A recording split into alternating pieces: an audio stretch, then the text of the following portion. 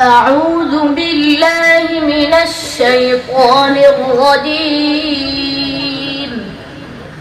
بسم الله الرحمن الرحيم.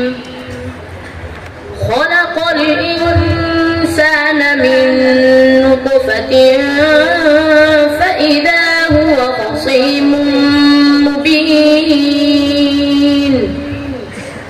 والأنعام خلقها لكم فيها دفء ومنافع ومنها تأكلون. ولكم فيها جمال حين تريحون وحين تسرحون. وتحمل أثقالكم إلى بلد لم تكونوا بالغيه إلا بشق الأنفس إن ربكم لرؤوف رحيم. والخيل والبغال والحمير لتركبوها وزينة ويخلق ما لا تعلمون.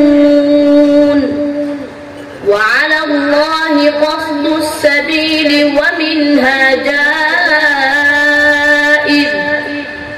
ولو شاء لهداكم أجمعين. هو الذي أنزل من السماء ماء لكم منه شراب ومنه شجر فيه تسيمون.